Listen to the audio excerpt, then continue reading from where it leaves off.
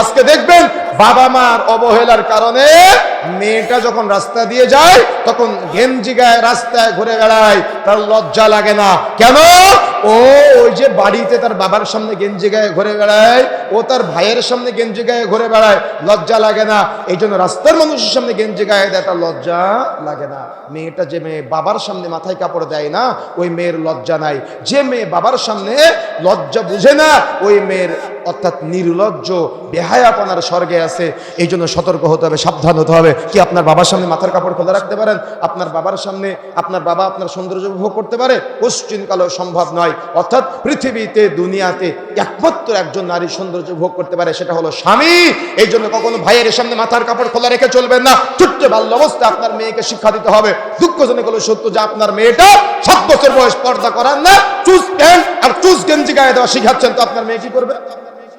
আপনি বাবা মা হিসেবে ব্যর্থ বাবা, আপনি ব্যর্থ মা।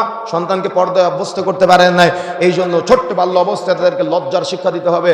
কিছুদিন আগে আমার দেশের বাড়ি সাতক্ষীরাতে, আমি সেখানে নাম বলতেছি না, নাম বলে তিনি কষ্ট পাবে, কোনো এক জায়গায় গিয়েছিলাম। সেখানে দেখলাম মেয়েটা উপযুক্ত বয়স ক্লাস 10-এ পরীক্ষা দিবে।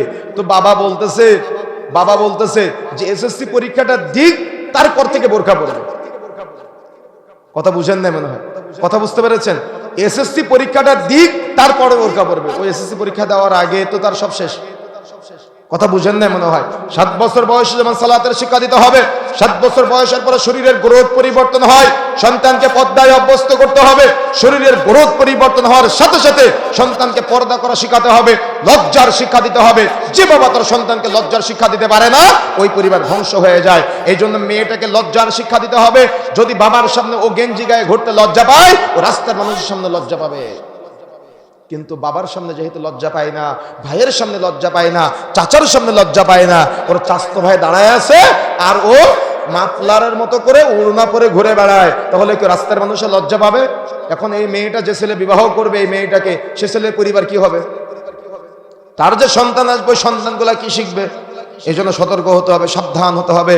যে কথা বলতে চাচ্ছিলাম, প্রিয় ভাই, মনে রাখার চেষ্টা করতে হবে, এই যে পরিবারের আজকে আমাদের অধঃপতন চলতেছে, এই অধঃপতন আমাকে আপনাকে ফিরিয়ে নিয়ে আসার জন্য আমাকে আপনাকে এমন একটা পরিবেশ তৈরি করতে হবে, যে পরিবেশে অভিভাবকরা কখনো ছোটদের সামনে পাপ করবে না, অন্যায় করবে না, গুনাহ করবে না, গুনাহ করা থেকে বিরত থাকবে। আপনার ছেলে জানে যে আমার বাবা সুদখোর, আপনার মেয়ে জানে যে আমার বাবা ঘুষখোর, আপনার ছেলে জানে যে আমার বাবা জেনা করে। তার মানে ওই যে টিভিটার দিকে সারাদিন, সিনেমার দিকে চেয়ে থাকে, নাটক দেখে মোবাইলে সারাদিন বসে বসে, জীবনেও আপনার ছেলে মেয়েকে আপনি বলতে পারবেন না যে আব্বু তুমি সিনেমা দেখো না, আম্মু তুমি নাটক দেখো না। কেন বলতে পারবেন না? আপনার গায়রত নাই যে। আপনি নিজে সারাদিন দেখেন, মার মেয়ে একসাথে বসে বসে সিরিয়াল দেখে, সিরিয়াল দেখার পরে একসাথে চলে যায় মার্কেটে, গিয়ে ভাইয়া ভাইয়া করে দরদাম করে আর বলে অমুক অমুক অমুক নাটকের নামে ড্রেস কোনটা।